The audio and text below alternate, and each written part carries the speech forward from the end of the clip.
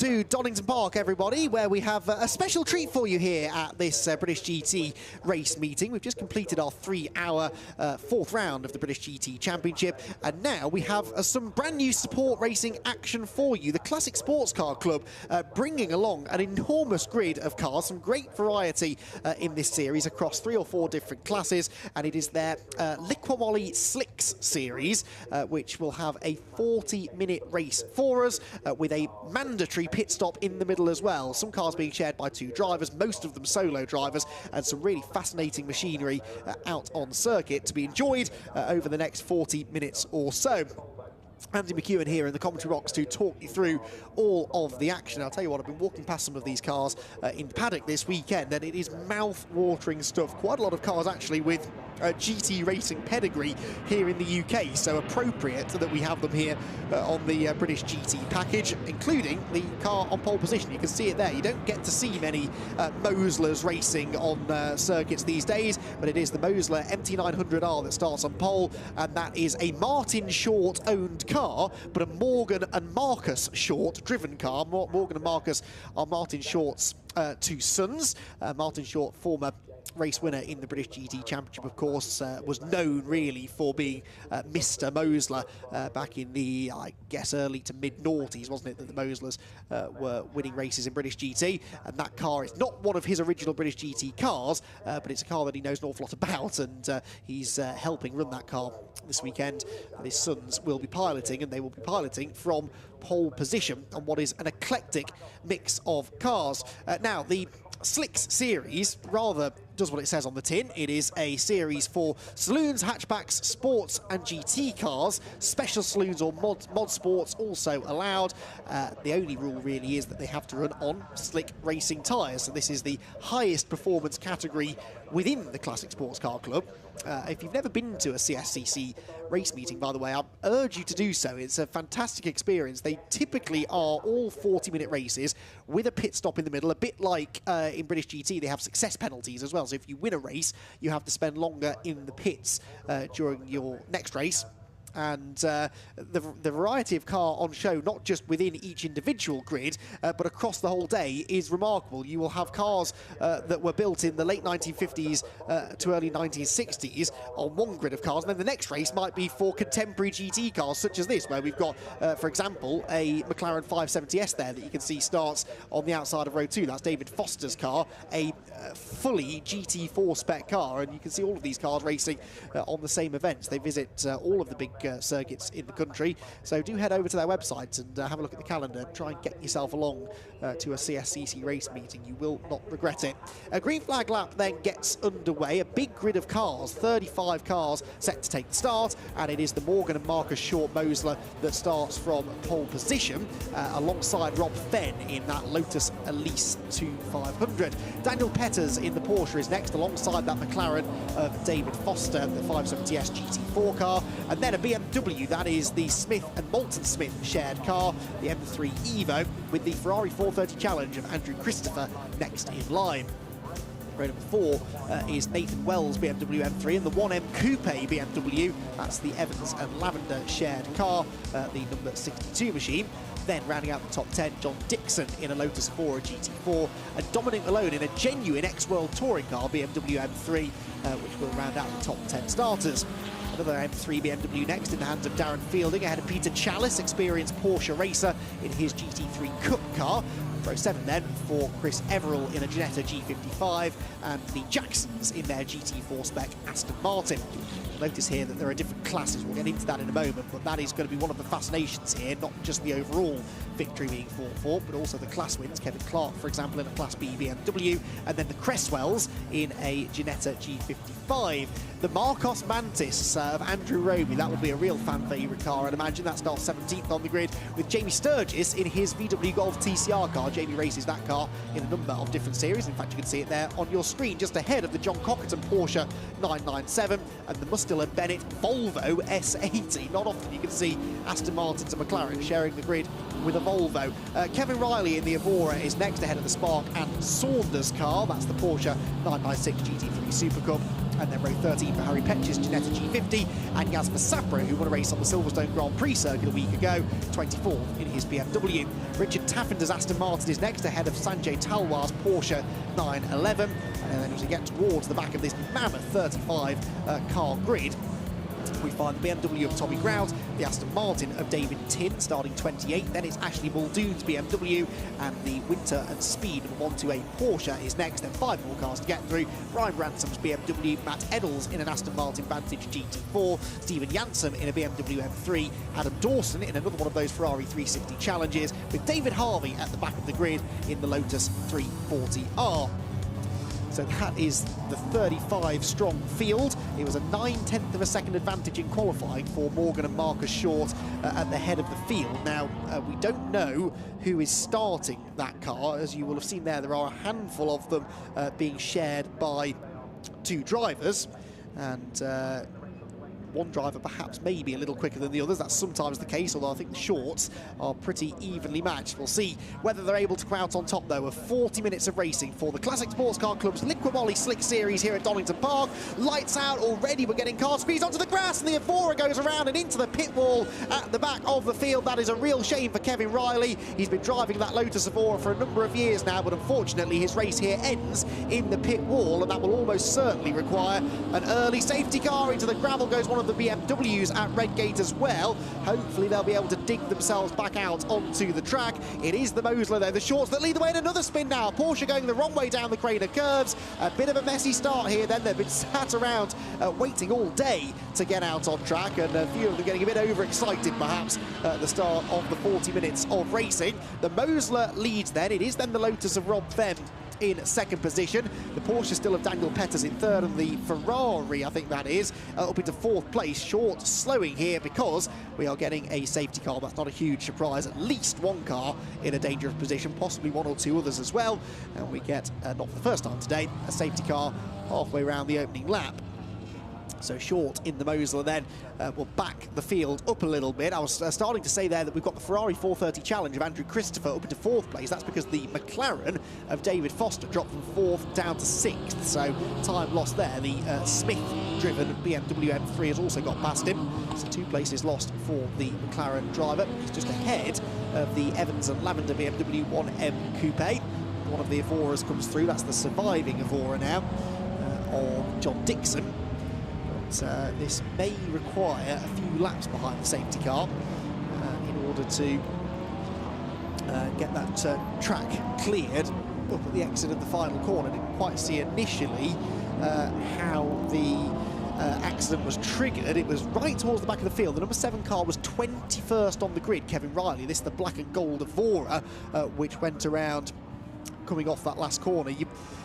Initially, you would guess, I suppose, that it was contact that caused it, but actually on the rolling start there could simply have been cold rear tyres and a slightly over-eager right foot. But you can see the end result. Look, the black marks into the pit wall, the bodywork lying next to the wall, and there, the best news that we could have, Kevin Riley getting out of the car, and that means we can take now a look at what happened. So he's going to come into shot on the 11th row of the grid, just about there. Look, he's on his own for the time being. He's got the Ginetta behind him, which then goes to the outside, and they touch, and that sends the Lotus across the road. That was the Ginetta G50 of Harry Petch then, who you would sense there was rather overtaking. Well, actually, no, the lights had just gone out when he made the overtake, so it's a legal start from Harry. He saw the gap, but then the two of them just sort of merged into each other, and it fired the Lotus off to driver's left into the concrete wall. It's the worst thing you can hit as a racing driver is an unprotected concrete barrier, because they don't move, they don't give, and it means that it's going to damage the car an awful lot more and probably give you a bit of a sore back as well. But Kevin Riley, as you can see, chatting away there to the marshals and officials, and he will maybe be taken to the medical centre for evaluation just as a precautionary check, but he's obviously up and walking on his own. That's a real shame, though, for Kevin, who, as I said, has raced that it's an ex-British GT Lotus Evora for an awfully long time now, probably getting on for 10 years, and unfortunately now has quite the repair bill to get it race ready once again. So the shorts lead the way then in the Mosler, number 104. They are in Class A1. So Class A1 is for the most powerful cars, anything over 3.5 litres, and they're the most highly modified or race-prepared cars, if you like. Class A2 then is also for anything over 3.5 litres, but for lightly modified cars or older spec racing cars. So they're the two quickest classes. Class B then is for anything between 3 and 3.5 litres, and Class D, of which there was only one car entered, that is the Rob Fenn Lotus Elise, which is running really well, isn't it, of course, in second place overall. That is for 2 to 3 litre cars. So that car is a 2.5 litre Lotus, but of course it weighs next to nothing, as most Lotuses do, and so he's able to live with some of the much more powerful machinery, even around a high-speed circuit such as the Donington Park Grand Prix track, where you would have thought having a few extra horsepower under the bonnet would serve you well, but actually it's more of a momentum-based track, and so carrying the corner speed with a lighter car sometimes more important than having a heavier car that just happens to go really well down the straight. So one of the great things about series like this, and it is a series, not a championship, by the way, no points on offer.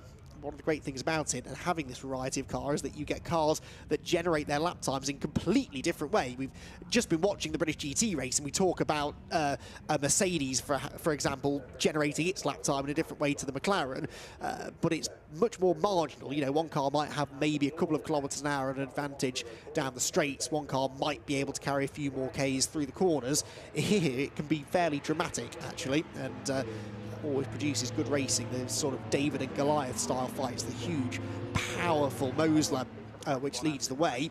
That 4-litre engine giving it an awful lot of power, and then that 2.5-litre Lotus behind, able to keep up. So unfortunately then, we have the safety car intervention here. It will take a little while to get that Lotus out of the way. I saw they'd taken a telehandler down to that end of the start-finish straight to get it moved, so once they get it attached, then it shouldn't take too long to get it out of the way. But of course, with front-end damage to the car, it means it's not going to be that easy to tow out of the way, so it'll take them a little while, the marshals, to figure out the best way to deal with that. There goes the Ferrari through, the number 21 car, and that is Andrew Christopher in the 430 Challenge car. We would have seen cars like that racing in British GT a couple of decades ago, maybe slightly more recently. And that car running strongly, actually, after a good start into 4th place and 2nd in its class. Told you what the classes are. I should probably tell you about the class leaders then. So the shorts lead overall. They lead in Class A1 for the most powerful cars. 2nd place is then your Class C leader, and that is Rob Fenn in the Lotus, the Black Lotus. And then 3rd place is the A2 class leader, and that's the number 386 car of Daniel Petters in the Porsche 911 997 GT3 Cup car. Then if you go down to 5th position, you find the other class leader, and that's your Class B leader, which is the number 36 machine of Mark and Aaron Moulton Smith, the M3 E36 Elo, and there it is, the white and pink car heading through the chicane. So all 4 of our class leaders are in the top 5 at the moment, which sort of proves the point that even though they have these different classes, actually, because the cars are still capable of generating quite even lap times, they all have the ability to get up there and fight for overall podium finishes. Of course, like I said earlier on, no points on offer, so that's another one of the quirks of the Classic Sports Car Club, but actually something that pays off for them, because a lot of other clubs out there, of course, there's a lot of effort made to have their series turned into championships, meaning that you have points scored and champions crowned at the end of the year, whereas keeping it as a series, which is what the CSCC tends to do, keeps it a lot more open for drivers to dip in and out as the year goes on, maybe just do the circuits that are local to them without feeling the need to commit to a full season entry, which will cost you more money, all of the travel that you need to do to get you and your car to racetracks in all 4 corners of the country. And it means that their grid numbers are always enormous. It's very, very common to see grids of over 40 cars for most of their categories, actually, the CSCC. And this Slick Series, which is a relatively new one, actually started only a couple of years ago, immediately starting to generate similarly large entries. That's a sorry sight indeed, isn't it? The Lotus Evora being carted away on the top end of the pit straight. The one bit of good news here for us, at least, is that it's quite close, obviously, to the pit entry. So that will speed up the recovery process ever so slightly, and the runyourfleet.com safety car, the BRSCC safety car, going at quite a leisurely pace through the old hairpin to try and allow maybe the race to restart at the end of this lap, because of course they have to give the safety car a little bit of warning to let it know that it's coming in, and the safety car then has to give the drivers a bit of warning that it's coming in. So they can't just make a last-second decision to bail for the pit lane because the track's clear. That decision has to be made realistically halfway round this lap. So by slowing it up, it increases the chance of the decision being made to go racing this time. They are about halfway around the lap now, so hopefully those conversations will be ongoing. Of course, this being a slick series, actually this slow pace is not really a good thing, because it is allowing those slick tyres to lose temperature.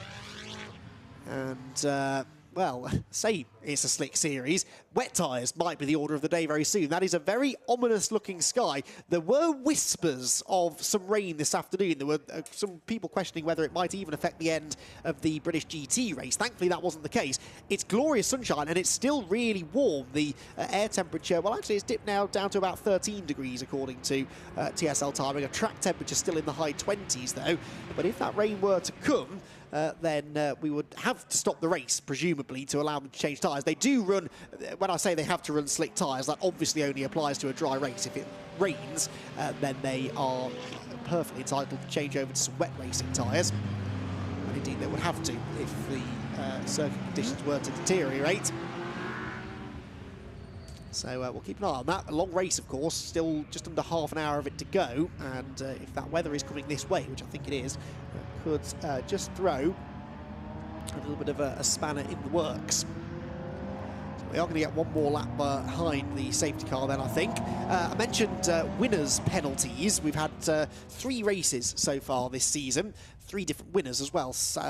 All Pass has won a race, Jamie Sturgis and Kevin Jones. Sorry, 1 race, excuse me, but of course different class winners, so it's within your class that you pick up these success penalties. So those 3, Sam Allpass, Jamie Sturgis and Kevin Jones, have extra time to serve in the pit lane. Allpass is 20 seconds, Sturgis 15 seconds, and Kevin Jones 10 seconds that he will have to stay in the pit lane beyond the minimum 2 minutes of pit stop time anyway. So again, very similar to British GT, you've got a pit stop window between 10 and 25 minutes in. Now that's interesting then, because we are now 11 and a bit minutes in. So the pit window technically is open. No one has dived for the pit lane yet, but if the safety car stays out another lap, now they've all seen the pit window open board, which I think they have to pass before they are allowed to pit. The board will have gone out, they'll pass the board, and they now should be able to pit this time. And it may be beneficial to do so if you think that the safety car is going to stay out another lap, because that last safety car lap was 3 minutes. A minimum pit stop time is 2 minutes, plus a maximum of 20-second success penalty, so 2 minutes 20. If you do it right, you should get out without losing a lap, and you do almost literally get a free pit stop. Safety car then at McLean's. I can see out of my commentary box window that the recovery vehicle that was used to move the Kevin Riley Lotus is still making its way towards its parking spot at Redgate. It should be out of the way, though, long before the pack gets back around to this part of the track. So as long as there's no more debris to be collected at pit entrance, or that end of the start-finish straight, we might be able to go racing this time, in which case these conversations about pit stops perhaps go out the window, and that looks to be the case because the lights are out now on the runyourfleet.com safety car, and so the short Mosler, it's not a short Mosler, of course, it's a very big car actually, but Morgan and Marcus Short, who share it, will have a race restart to do very shortly. This is all very Max Verstappen-esque, isn't it? The way that the Lotus of Rob Fenn was pulling up alongside Short as it came through the chicane long before the race does get back underway. It's almost like they think it's a 2x2 rolling restart. It's not, it's just a safety car restart this, so they're supposed to be single file, but maybe the drivers have had a chat and they've decided, no, do you know what, because we're live on, we're having this race broadcast live, let's put on a show and have a NASCAR style double file restart. That's exactly what's going to happen, I think. So 2x2 they come again towards the final hair, but I think that perhaps the BMW there in 5th is the one that's not quite in agreement with this, because they're staying staunchly single file formation, but it is going to be 2 by 2 for the others as they come out of the last corner, past the pit lane entry. Race gets back underway then. Green flag flies and Short leads the field down towards Redgate corner with 26.5 minutes to go. Into the pit lane is coming the Volvo by the looks of it. That's interesting. The pit window, as you can see on our timing screens, we can see is open. So the Volvo is the first one in. That's the Mustill and Bennett number 39 car. So that is Nigel Mustill and Phil Bennett. So Phil Bennett, who I guess might be jumping into that car now, ex-British touring car racer Phil Bennett. He is actually the driving standards officer for the British GT Championship, and he's getting out there racing in that Volvo Silhouette. And I guess he might be jumping in now, given the urgency they've had to get the car in. It may well be that Phil is getting in for the second stint of the race.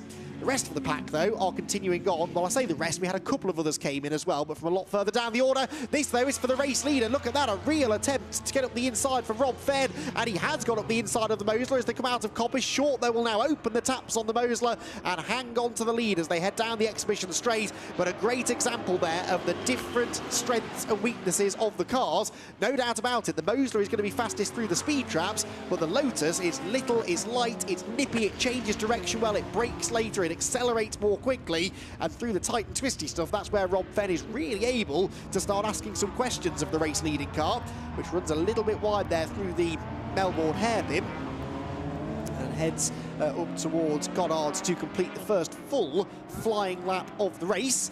Are we going to see any of these leaders come in this time? I wouldn't imagine anyone at the front of the field will. Now we're back to racing again. It makes sense to stay out there and keep on logging laps, but some of those buried in traffic might now choose to come in. There is the Volvo in, pit stop being done.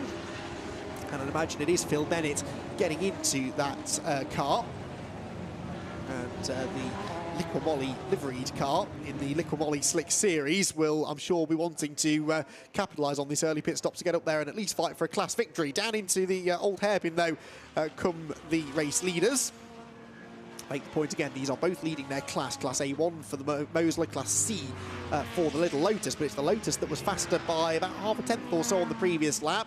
So a fastest lap of the race for Fenn, a 1:37.375, and this is the area of the circuit where he challenged a lap ago, had a good run out of McLean's, looked to the inside into Coppice. This time he's not close enough though, and that means that rather than coming off the corner alongside the big Mosler, he will come out of it in its wheel tracks and then watch as it disappears down that long straight.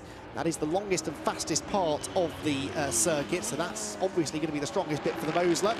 But then the change of direction through there, really impressive. Screech of tyres in the background. Was that the third placed car? It was the Ferrari. It was the Ferrari number 21, which has gone straight on. Andrew Christopher at the chicane heard the screech of tyres, and that was the Ferrari locking up under braking. And there, the Smith and Moulton Smith BMW working hard to keep the McLaren behind it. The McLaren being David Foster, who lost those couple of positions at the start, but is now back into fifth and challenging for fourth place. Gets the inside line into the Goddard's hairpin, and through will go the Class A1 McLaren past the Class B BMW. Oh no, and that's the Volvo, fresh out of the pit lane and problems with the right rear corner. That has all the hallmarks of a suspension failure. Look at the way the car is sitting down on the right rear corner. Could be a puncture, but I don't know. That's an awful lot of smoke, and it does look like the suspension is not at the height that it ought to be, so that's a real shame. One of the cars and driver pairings that we were really excited to see out there looks to have hit problems on its out lap from the pits.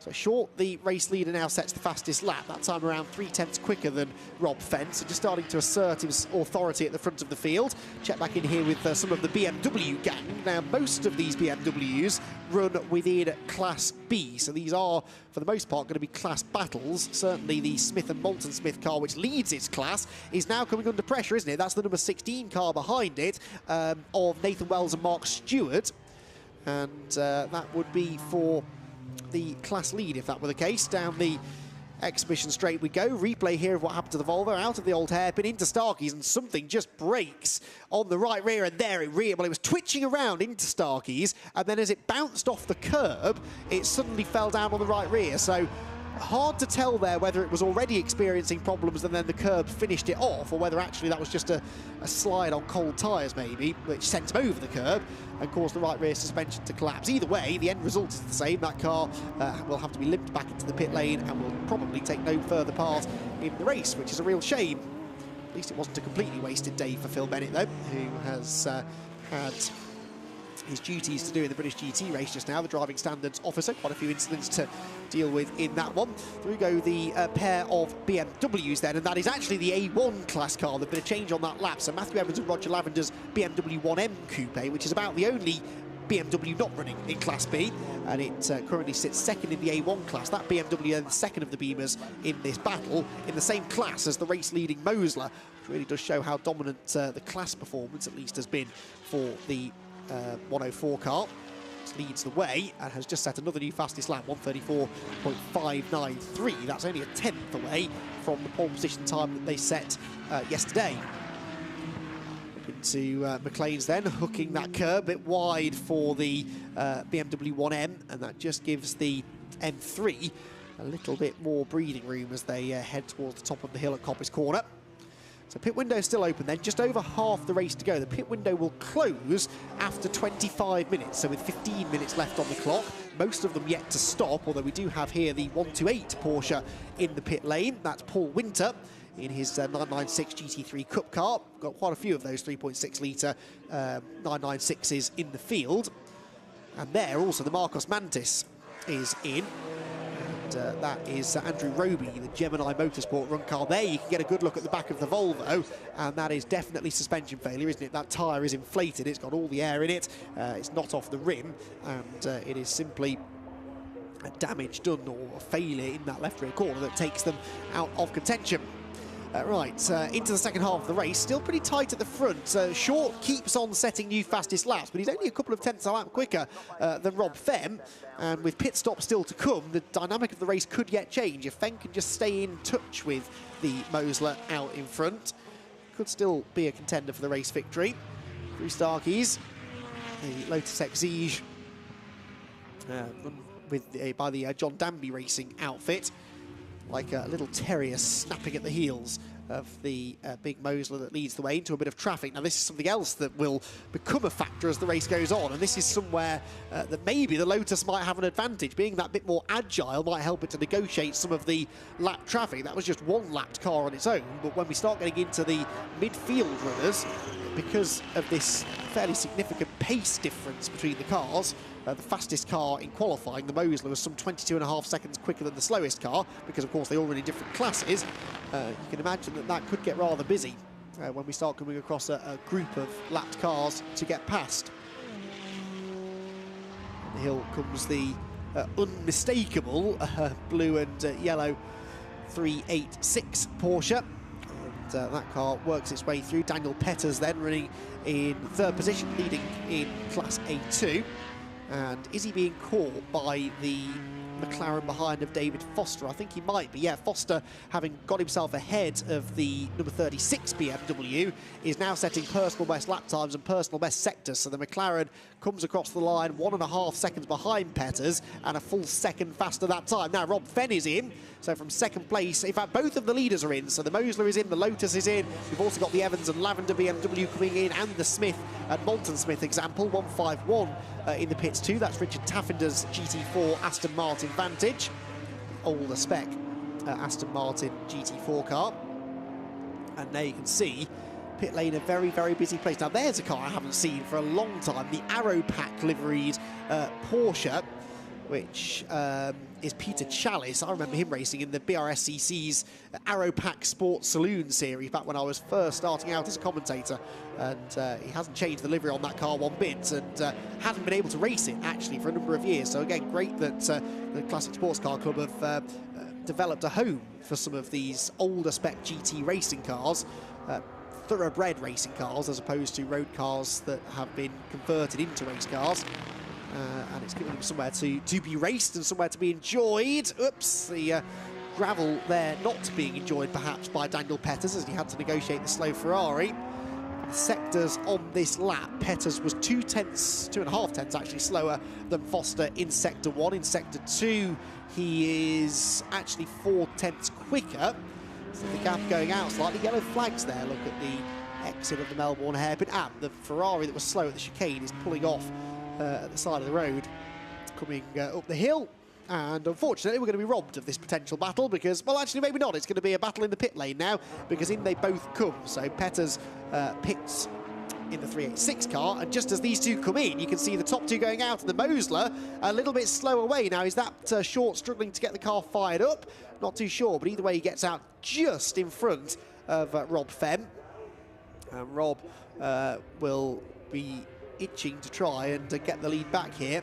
Different driver now in the Mosler, of course, so may well be that Rob's got the pace advantage, and that is a very, very touch-and-go rejoin onto the track.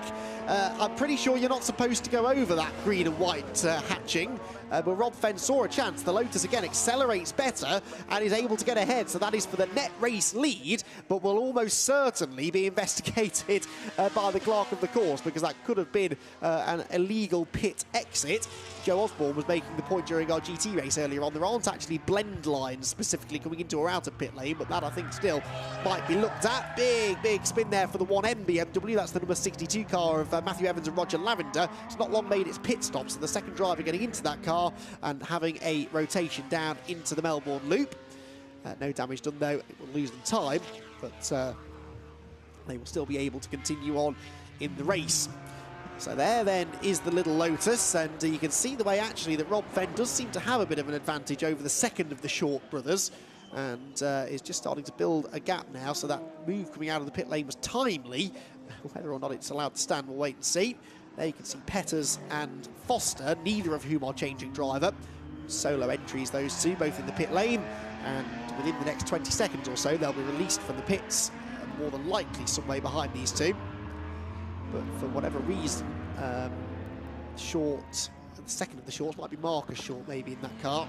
I think Morgan was set to start this one, and he's just not quite got the ultimate pace at the moment, but still got just under 15 minutes left of the stint. Could improve his speed as we go on. If he doesn't, though, he could be under threat for second place, look, couldn't he? Because as Fenn goes through back into the lead, the Mosler does hold on to second, but by a reduced margin, I would say now, over Foster in third. So Foster leapfrogs Peters in the pits, McLaren ahead of Porsche, and two GT cars built a decade and a half or so apart, and both quite evenly matched on track, but they did just change over in the pit lane. Now, provided the pit stop wasn't too short for the 111 car, pit stop time of 2 minutes and 5 seconds, so that's fine. He didn't have any success time to be served. Remember, 2 minutes is the minimum time. I can't actually see anybody going underneath that minimum time, which is good news. Easy to make that mistake, I suppose, and find yourself a little bit too eager to get out, because it's not just the stationary time that is measured, it is the time from pit entry to pit exit. Here is the moment that the lead changed then, so you can see Short does seem a bit slow actually down the pit lane, and Rob Fenn sees his opportunity, but look, he goes over that, just over that white line to the right onto the green and white hatching, and I don't know whether that is being classed as an unsafe rejoin here this weekend. If it is, though, that could be really, really costly for the Lotus driver, who leads the race for the time being, or is the net race leader, still waiting for a handful of them to come in and make their mandatory pit stops. The question really, oh, he's in again. So the Lotus is in the pit lane. Now, I haven't seen a notification to say that it's a penalty. The team didn't appear to be ready for him. In he comes, they'll open the door. There wasn't anything obviously wrong with the car either. And Rob Fenn chatting to the team members. Doesn't seem to be any great sense of urgency there to go and look at the car. Not quite sure what's going on there, but anyway, it puts the Morgan and Marcus Short shared Mosler MT900R back out in front. You can see Rob Fenn continuing to chat to the team. Tries to get the car starting, and I think this is a problem, definitely not a penalty. It's an issue of some sort that he was feeling, but he was pulling away from the Mosler, so I'm not really sure what it was. It was something that he must have felt just as he came out of the last corner, and that prompted him to dive for the pit lane. Out of the pits comes the Golf. That's the TCR car of Jamie Sturgis. He was one of the 3 drivers with success time to be served, 15 seconds, so that will cost him probably a chance of a class victory. Still, meanwhile, waiting for one more car to pit, and that is the race-leading car, number 38. which is John Dixon's Lotus Evora. So that's the green car you can see just in the background. So it did briefly lead the way, but it has now been overtaken by the Mosler of Short. I think it's that Evora anyway. We have 2 or 3 entered into the race. But the Mosler goes back ahead, and that 38 car, yes, that is 38, will be heading for pit lane this time, because the pit window, well, actually, the pit window closed a while ago, didn't it? It closed at 15 minutes to go. So he missed the pit window closing there. I think that might be a little bit too late for Dixon. And if it is, then a penalty will be applied post-race for him. So he comes in. Petch comes in as well. In the number 2 car, that's the Harry and Maxwell Petch Ginetta G50, although actually only one Petch shown on the timing screen. Not sure which one it is that is out in the race, but the 111 McLaren comes out of the old hairpin with 11 minutes to go. And still under pressure here, isn't he, from the Petters Porsche. The 111 car will have to start defending here, I think, before much longer. The 386 of Daniel Petters is closing back in, having initially lost out in the pit lane and then maybe looked a little bit slower on its initial outlap. It's now very much back on the pace and heading down the exhibition straight. Might even start to think about making a move through this final sector, which is where almost all of the overtaking opportunities come. Possibly through the chicane, more than likely out of the chicane on the run down to the Melbourne hairpin. Now traffic ahead. This is going to get interesting, and it's really actually holding up the Mosler. Look at that. Suddenly we've got 3 of them together for what should become the race lead, because Short was very, very tentative on the brakes there and did not want to get too involved with this group of back markers who are all fighting for position themselves. And again into Goddard's, he's waiting and waiting and waiting, and this is where the slightly more modern McLaren with its better brakes and better suspension might be able to pick the pocket of the leading car. Up the inside of the Porsches goes the Mosler, and the Porsches themselves are ducking and diving and jockeying for position. And again, Short really, really conservative under braking, and this is now Petter's opportunity to get up the inside of Foster. Down the Craner curves we're about to go. At some point, Short is going to have to try and overtake these Porsches, which are running side by side in front of him, and it's another Porsche that takes full advantage. Petter's around the outside for the race lead. Terrific stuff. He goes through, and the McLaren follows him as well. So Short goes from first down to third, and it is now going to be the number 386 car that leads the way. Daniel Petters, he was third at the start of the lap. He leads, though, as they make their way through Schwantz Curve. Oh, fantastic stuff. Helped a bit by the real caution on show there by Short's Mosler. And yeah, that was a really bizarre moment, but Petter's taking full advantage. Car number 10, by the way, is having time added on at the end of the race. We'll get to that in a moment. That's for a short pit stop. One of the cars a lot further down the order. Number 10 is John Cockerton's Porsche. It's 38.979 seconds to be added on there. That's a really specific amount, so I'm not quite sure. That must be how much he was under the window, but that is a big, big chunk to misjudge him by. Big moment there for Petters as well, as he came through the, or off the chicane there, got a bit too much curb, but now they're out of traffic again. Can Short retaliate? If he can stay close behind those 2 cars going down the pit straight, he might be able to blast alongside them heading into Redgate Corner. And of course, what he really wants is the 2 cars ahead to start fighting each other, because then he would be able to join right back into the fight. So through we go then. Petters leads, Foster second. Side by side, though, for the race lead. The McLaren of Foster to the outside into Redgate Corner. He's not going to go right round the outside, but might instead be able to cut back to the late apex. Rear-engine Porsche, though, it gets off the tight corner as well, and it's able to just about keep the McLaren at bay as they head towards the old hairpin again. 7 minutes 40 left on the clock then. Through the right hand of the Porsche, again a bit wayward on the way in. Oh, look at that. Petters is absolutely wringing the neck of the Porsche, and was sideways going into the corner, sideways coming out of it, and the body roll on that car is extraordinary, actually. Really not a lot of mechanical grip being given, and I think the more sideways he gets, the more he overheats the tyres, and therefore the more sideways he will continue to get. So it's a bit of a vicious circle, isn't it? And likely one that's going to see him get more and more leery as the race goes on. So Petters leads the way then by next to nothing, really, over Foster and Short, second and third. That's the 4th place BMW, the Smith and Moulton Smith car, some 4 seconds behind this group, but on the previous lap was about 4 seconds quicker than them. Of course, that's the lap that they were tripping over each other in traffic, but if Smith can continue to put in those sort of lap times and take that sort of time out of them. He could get there before the end. Again, he'll be helped by the fact that these three may start battling. More time penalties added on now for cars 2, 8, 38, 51, 99 and 771. Now, I don't think... well, 8 is the 5th place car. That's the Darren Fielding BMW.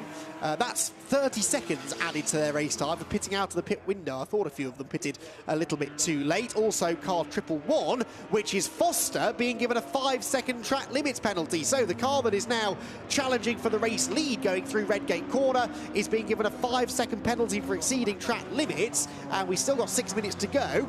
He's battling for the race lead as well, so every chance that he might end up exceeding them again and having that put up to 10 seconds. What he needs to do now then is not only get himself ahead of Petters, but then pull a gap of at least 5 seconds, in which case the added time won't actually make that much difference. Up through Starkey's they go then, and towards Schwann's curve, and a close moment there for Petters as he tries to get past one of the slightly older Porsches there in the Martini livery.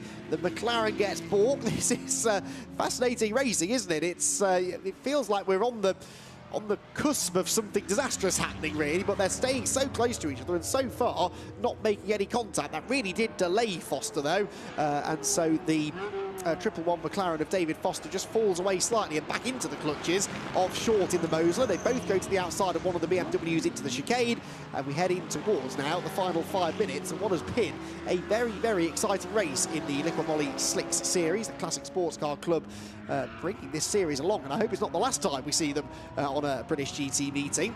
Not only an eclectic mix of cars, some mouth-watering machinery out there, but they're putting on a real show for us as well. Up into Goddard's we go. The lead gap has disappeared again in traffic, and that means that once again we will start to see David Foster applying the pressure to the race-leading car. The McLaren seems to be quicker in a straight line. Petters knows that, tries to cover the inside line, but there's a gap, and the McLaren goes for it. Nicely done. Can he get it stopped? There's almost a bit of contact. The Porsche around the outside line. Fantastic stuff. Just about manages to find the traction, but the McLaren then has a bit more power and does make the move stick. Now, it is crucial here for David Foster that he gets his head down and escapes, because he's got this 5-second penalty to try and overcome. So although he took the lead on the road, at the moment he would be third on correct times, nearly fourth actually, because the Smith & Moulton Smith BMW is only 6.9 seconds off the lead and will have gained a bit of time from that side-by-side exchange. Short, of course, is still very much here as well. So as it stands, it's Porsche versus Mosler for the race lead, and here comes the Mosler up the inside line. Short gets to the inside at Coppice Corner and will go through, and Short now sets off after Foster, who is the class-leading car in A1. Before you add that 5 seconds on. Look at the power of the Mosler now. Short really warming to the task. Looks to the inside of the McLaren. They're dropping Petters slightly. I don't know whether Petters is just demoralised after losing the race lead, or whether he's actually got a problem, because his speed all of a sudden doesn't seem to be there, does it? That flamboyant driving style perhaps taking its toll on the Porsche. But 3 different GT cars from 3 different GT marks putting on a real show here at Donington Park. Although Petters... yes, I think there is a problem, isn't there, for Petters? Petters slowing down then, and that is a big shame for Daniel Petters. There goes the Lotus of Rob Fenn, meanwhile. Remember him? He was leading the race for a period. Haven't heard anything about a penalty for an unsafe exit from the pit lane, but he did have that extra pit stop, didn't he? And so Fenn finds himself in 12th position now. At the start of the lap, he was chasing down the 771 BMW. That's the car that he's overtaking into the chicane. So 1 more place gained, and then the next car was actually the 51 car directly ahead. He'll get back into the top 10, could even get 9th, I think, before the end of the race. Leaders down at the old hairpin on what should be probably the penultimate lap of the race. In fact, they're side by side up through Starkey's corner, and Short looks like he might be able to do it. Carries the momentum round the outside through Starkey's and Schwann's, but we know the McLaren will be the better of the 2 under braking. Can Foster go around the outside?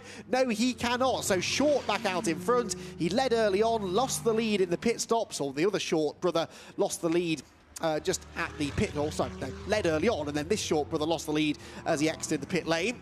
but now has fought back to get the race lead away and demote David Foster down to second place. And of course, Foster, with his 5-second penalty to be applied, was not really in contention anyway. I think I spotted in the background, meanwhile, that Daniel Petters had been overtaken by the Smith and Moulton Smith BMW. That was for third position overall. Of course, that BMW still leads in Class B by over 11 seconds, but was, I think, taking an overall third spot away from the number 386 Porsche as they went through the top part of the circuit.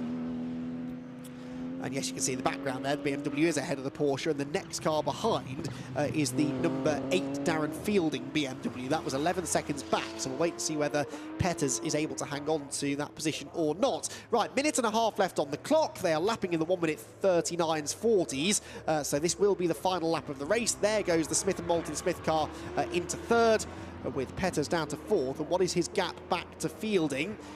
The Darren Fielding car will come across the line very shortly, and it's 7.7 seconds back and 6 seconds faster than Petters on the previous lap. So Petters could be safe, but it's going to be very, very close. He needs a perfect final lap, which we know he's not going to have because the car clearly is running into some sort of an issue.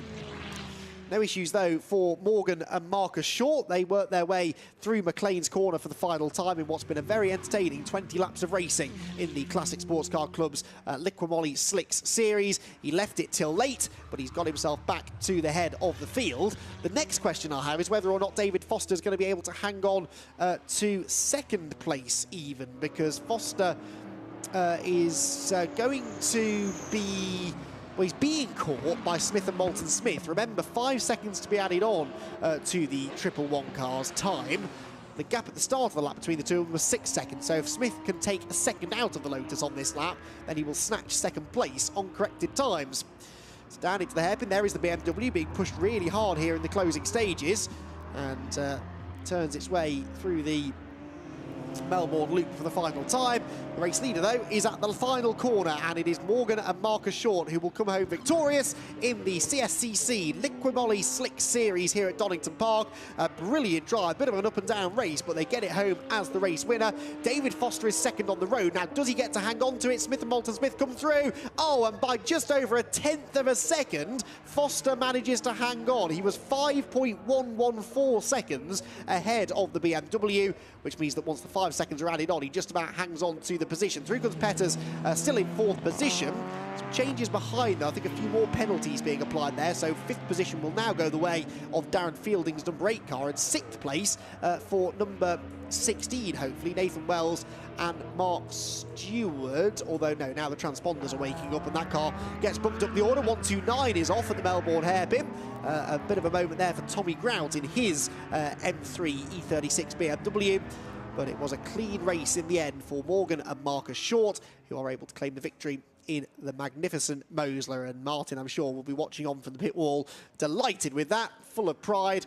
And I think that is the first time that Marcus has driven that car as well. So really, really impressive stuff from the two youngsters.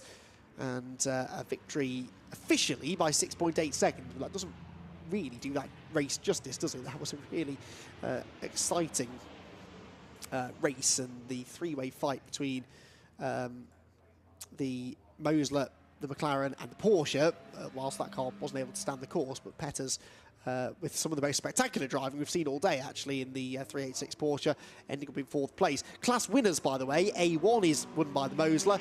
Class B is won in the end by Smith & Moulton Smith. Remember, that's the class that Rob Fenn was running in the Lotus. Oh, no, it wasn't, sorry, he was a Class C car. So Class B goes to the BMW, A2 to Petters, and C does still go to Rob Fenn. Here, then, is confirmation of all of that. The Shorts getting the victory, Foster second, Smith & Moulton Smith third in the BMW, and they get the victory in Class B. Class A2 goes to Daniel Petters in fourth place overall, with Wells there in fifth position. Sixth place then for the Evans and Lavender BMW. Rob Fenn's Lotus is seventh and wins in Class C, and I think that's all of the 5 classes represented there, isn't it, inside the top 7. Fielding was 8th, Cresswell's were 9th in their Ginetta, Peter Chalice in the Arrow Pack Porsche rounding out the top 10 ahead of Roby, Dixon, Harvey, Jasper Sapra, who gained a lot of ground. Jasper Sapra started 24th and managed to get the BMW home in 14th ahead of Clark. Then Jamie Sturgis, despite that 15-second success penalty, still comes home 16th position, and that was 7th in Class B ahead of Cockerton, Taffender, Muldoon and the Jacksons to round out the top 20.